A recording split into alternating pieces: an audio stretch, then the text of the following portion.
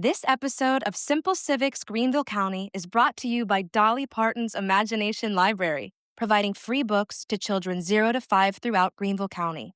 To sign up, visit greenvillefirststeps.org/freebooks. That's greenvillefirststeps.org/freebooks. Before we get started, Simple Civics listeners, September is our month. It is Civic Awareness Month across the U.S., and we are celebrating it at Simple Civics Greenville County with a couple of great releases for you. We have a relaunch of our website that includes a catalog of our past episodes so you can easily search by keyword and topic. And our Simple Civics Greenville County newsletter subscribers will get weekly information on how to engage at levels of local government. If you're not already a subscriber, visit our website at simplecivicgreenvillecounty.org, and you can sign up for behind-the-scenes information and details on civic engagement in our area. Early childhood education lays a strong foundation for student success, and Greenville County has made a big investment creating high-quality programming before children even set foot in kindergarten. Child development centers and K-3 and K-4 classrooms across the district welcome our littlest learners to help get them ready for kindergarten, with a particular focus on how they build relationships with their teachers and classmates and grow confidence in themselves. I'm Katherine Schumacher with Public Education Partners. Today on Simple Civics EdTalks, we will explore what early childhood education looks like in Greenville County schools and how parents and caregivers can help children make the most of these critical earliest moments in the classroom. Today's conversation is hosted by Derek Lewis, Executive Director of Greenville First Steps, and features April Roberts, Principal of 3 Greenville County Schools Child Development Centers.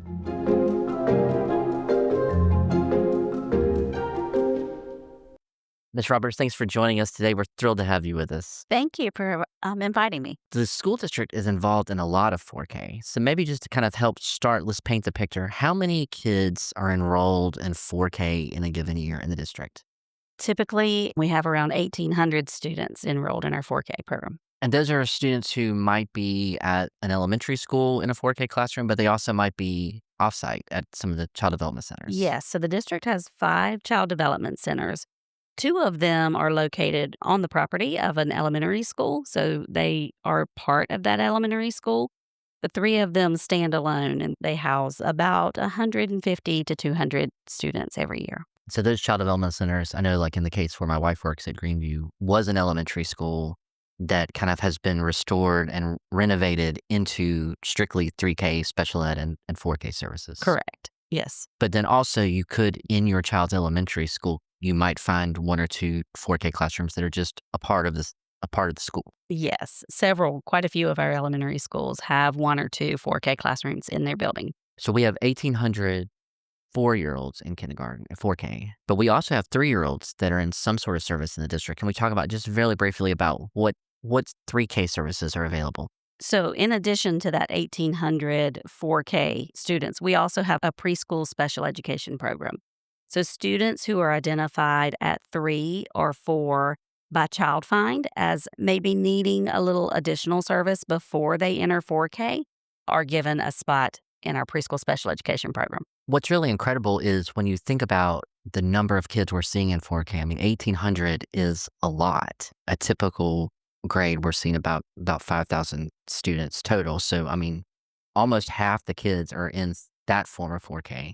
When you add that to the kids who are in Head Start or the kids who are in First Steps 4K or the kids who are in child care vouchers and 4Ks in private schools, I mean, over half the kids in the county are receiving some sort of subsidized form of a 4-year-old kindergarten. Yes. So what we look for when students come into 4K are students who may not quite be ready for 5K. So we want to catch those before they get to 5K and help them be prepared for 5K. All right, so let's talk about that magic question because we talk a lot about like being ready for school. Yes. So as a former teacher, now as a principal of all of these little 4-year-olds, what do you think it means to be ready for kindergarten? So being ready for kindergarten is a lot more than the academics. It's a lot more than knowing their letters and numbers. We want them to be emotionally and socially ready as well. So we're going to look at helping them learn that school's a safe place where they can learn to explore and learn new things, develop their skills, whether it's academic or social emotional. We also want to help build their confidence and help them learn that they can do things. They can do big things and hard things. Our goal is to develop students who love learning and will carry that love for learning through their entire education journey.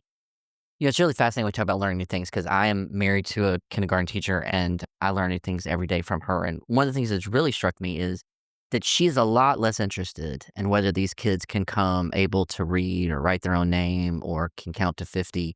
Can they sit still and can they follow directions is what she would consider to be almost ready for 4K. Right. We want them to be able to communicate for themselves and say, this is what I need. I need to go to the restroom, or I'm hungry. I need someone to just give me a hug. They need to be able to communicate, or if someone's doing something they don't like, they need to be able to communicate. I don't like that. Please stop. So that's one thing that we really work hard on, is making sure that they can advocate for themselves, but also being able to walk in a line, stay with their group, keep themselves safe, sit on the carpet without falling over or hurting their friends. We spend a lot of time on the academics, letters, numbers, counting, shapes, colors, all those things. But we spend even more time helping them learn how to navigate school and get along with 20 other students in the room with me.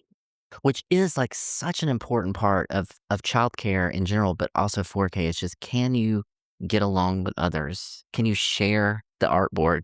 Right. Just learning how to do that, because playing with your brother or sister at home is very different than going into a room of 18 other children that you've never met and an adult that you're not used to. So we tell parents, getting them out into public, going to a park, and letting them play with other children, that's a big deal in preparing their child for school. Having conversations with them so that they learn to converse back and forth is so important. To sit down at dinner with no electronic devices, TVs off, and have conversation together. That really builds a skill in our little students that they will use the rest of their lives. All right, so let's talk about getting our parents ready for kindergarten. Yes. Because it's not just our little 4-year-olds who need to be ready for kindergarten, but we have these adults who this may be their first encounter with a public school since they were in school maybe 10 years ago. Yeah. What do you think it means to you for a parent to be ready for kindergarten? Like, what do you want parents to know or do?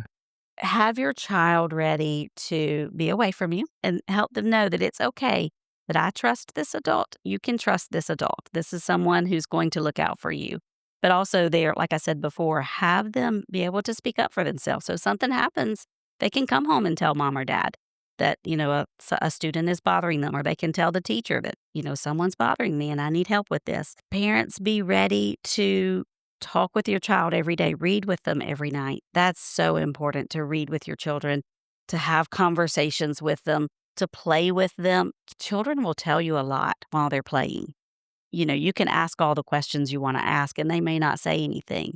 But during play, you'll discover a lot of things that they haven't told you. So it's very important to play with your children.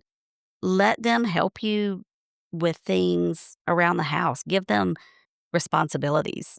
Let them help make the bed. Let them help set the table for dinner. Give them those responsibilities to help the children learn to take care of things around them by themselves. Well, I'm so glad you talked about the time that you need to devote to just talking to them about their day, because I think about that essential bridge between the home and the school, and really the child is the bridge. And so how do we get these families talking to their teacher? We learn from our kids, like what their day was like, and then encouraging families to email the teacher and say, hey, I heard things went great today. And, just building those relationships just really strengthens the bonds between those parents, caregivers, teachers, and the child. I really encourage parents to be open and honest with your teacher. Let them know what you need. Some parents want to drop their children off and they have their school day and they'll talk to their child and that's all they need. But some want more information. So let your teacher know, I need a little more communication. I need to know. And the teachers will be more than happy to do that, because they are there to help bridge that gap between the family and the school. So let them know that you would like a lot more communication, or a little more. I'm thinking about one of the principals told me, like, I would love it if every parent would email their teachers and just say, we didn't sleep well last night. Because Yes.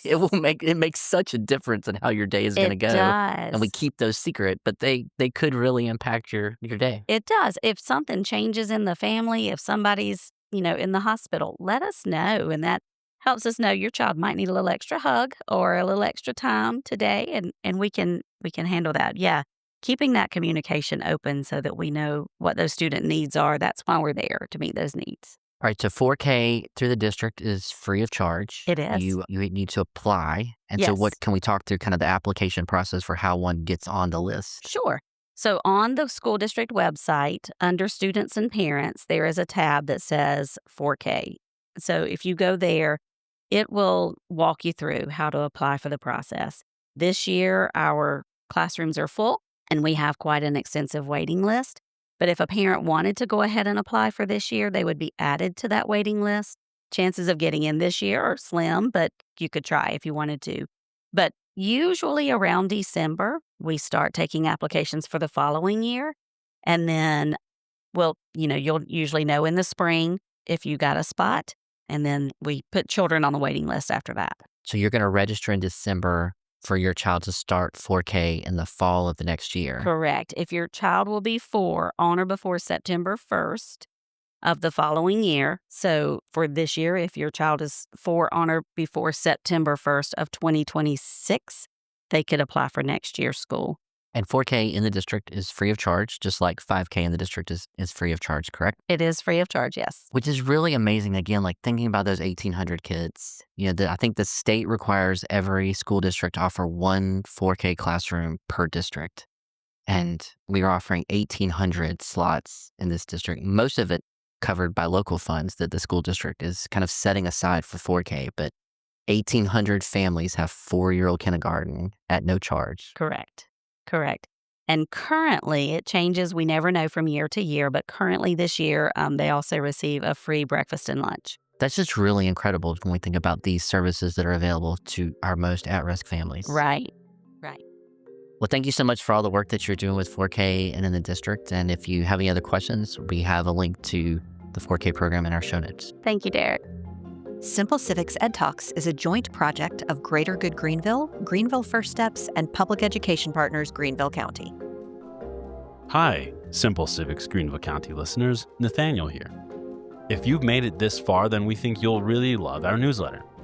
Sign up for bonus content, updates, and more right in your inbox. Look for the link in the description that says newsletter to sign up, or visit us at simplecivicsgreenvillecounty.org. Find the link in the menu that says newsletter and sign up there. We'll see you again next week.